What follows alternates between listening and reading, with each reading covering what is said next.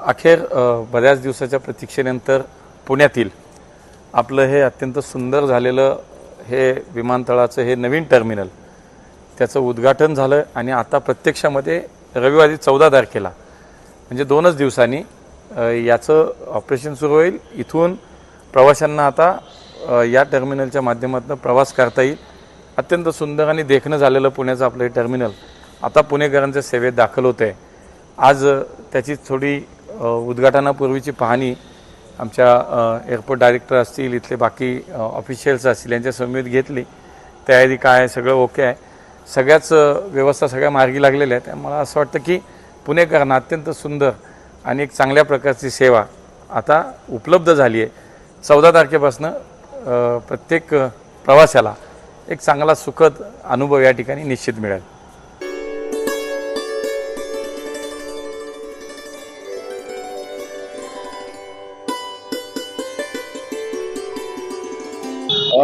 Pune cyber crime सेलनी March महिन्यामध्ये easy पे ॲपचे director आणि त्यांच्या कर्मचाऱ्यांमार्फत एक FIR दाखल करण्यात आली होती। त्याच्यामध्ये त्यांनी सांगितल्याप्रमाणे 3,52,00,000 रुपयाच्या एजंट लोकांनी काहीतरी गफलत केलेली आहे या संदर्भामध्ये त्यांनी गुन्हा दाखल केला होता।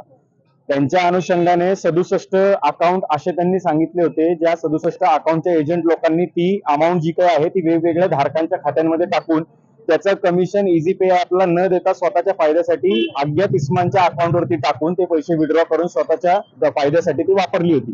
त्याच्यानंतर त्या अनुषंगाने यातील काही आरोपी हे नोव्हेंबर महिन्यामध्ये आणि सप्टेंबर महिन्यामध्ये त्यांना अटक करण्यात आली। डिसेंबर महिन्यामध्ये त्यांच्या विरुद्ध चार्जशीट दाखल करण्यात आली। त्यातील काही लोकांना बेल देण्यात आला होता ज्यांच्या अकाउंटवरती ट्रान्झॅक्शन डायरेक्ट स्पष्टपणे दिसत नव्हत्या, परंतु याच्यामध्ये काही लोक असे होते ज्यांच्या अकाउंटवरती 24, 30, 35 अशा लाखाचे ट्रान्झॅक्शन झालेले आहेत। परंतु खालती ज्यावेळी त्यांचा बेल ठेवण्यात आला तो बेल नाकारण्यात आला, कारण त्याच्या गुन्ह्याची व्याप्ती आणि त्याच्यामध्ये असणारी रक्कम ही 30 लाखांपेक्षा अधिक दिसून येत होती। परंतु उच्च न्यायालयाने, बॉम्बे हायकोर्टने त्याच्यामध्ये एका आरोपीला आयुब अन्सारी यांना बेल ग्रांट केलेला आहे। आयुब अन्सारींच्या खात्यावरती सुद्धा 24 लाख रुपयाचे ट्रान्झॅक्शन आढळून आल्या होत्या, परंतु त्याच्यामध्ये बॉम्बे हायकोर्टच्या समोर आम्ही आमची बाजू मांडताना माझे पार्टनर कुलदीप निकम सर आणि आकाश कामटे सर यांनी बाजू मांडताना मुद्दा हाच उचलला होता की जे 24 लाख रुपये आणि 30 लाख रुपयाची व्याप्ती पोलीस दाखवत आहेत, मुळात ते खातं वापरणारे जे गुन्हेगार आहेत ते अजून सुद्धा पोलिसांना सापडलेले नाहीत।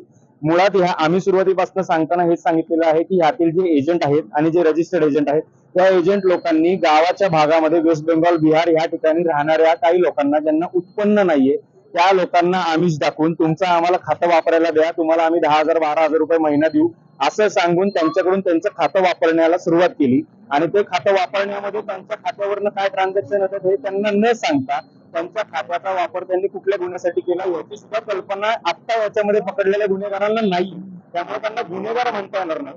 परंतु त्याच्यामध्ये जे सेक्शन लावलेले आहेत 409 तो स्पेसिफिक आहे की एखाद्या गुन्ह्यामध्ये एजंट असेल तर त्या एजंटला 409 ऍप्लिकेबल होतो। माझं नाव तुम्ही दिलेल्या 67 लोकांच्या लिस्टमध्ये दिसूनच येत नाही तर मी एजंट कसा होईल, हा पहिल्यापासून आमचा डिफेन्स आहे। आणि आता न्यायालयाने त्यांना, उच्च न्यायालयाने त्यांना ज्या कंडिशन दिलेल्या आहेत त्या अटी शर्तींमध्ये ही ट्रायल संपेपर्यंत महिन्याच्या पहिल्या संडेला त्यांनी सायबर पोलीस स्टेशनला जाऊन हजेरी लावायची आहे आणि ट्रायल संपेपर्यंत पोलिसांना त्यांनी कोऑपरेट करायचं आहे अशी कंडिशन आहे।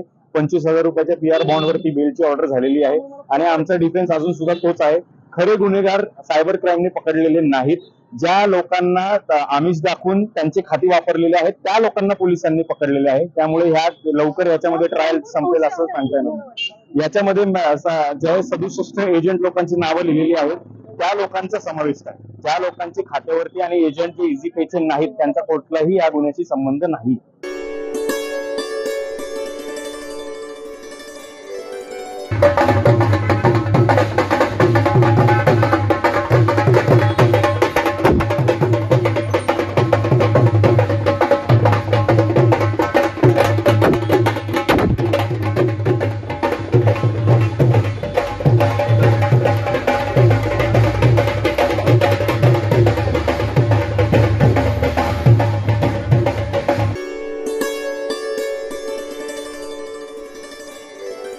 सगळ्यांना माहिती आहे की जागतिक आत्ताचं जी एक वेगळ्या प्रकारची मंदी चालू आहे किंवा युद्ध चालू आहेत, याच्यामध्ये रोजगार हा बेसिक सगळ्यांचा प्रश्न आहे आणि जगामध्ये रोजगाराचे वेगवेगळे स्वरूप बदलत चाललेले आहेत। वेगवेगळ्या नवीन टेक्नॉलॉजी येत आहेत, जसं AI टेक्नॉलॉजी आहे, स्पेस टेक्नॉलॉजी आहे. त्यानंतर आपण पाहतोय की GIS मध्ये चेंजेस झालेले आहेत आणि सगळ्याच क्षेत्रात वेगवेगळ्या गोष्टी बदलत चालल्यात. याच्यामध्ये कौशल्य हा बेस आहे. आमचं वाक्य आहे, स्किल है तो कल है. या भूमिकेतून आपल्याला कौशल्य युवकांमध्ये रूट लेवल पर्यंत पोहोचत नाही, म्हणून आम्ही एक महाराष्ट्र कौशल्य मित्र नावाची एक संकल्पना NSDCच्या माध्यमातून आलेली आहे, ज्याचं main ownership aspire knowledge and skill India private limited Gandhi सरांच्या आपण गायडन्स खाली करतोय. याची एक कार्यशाळा 14 तारखेला ठेवलेली आहे.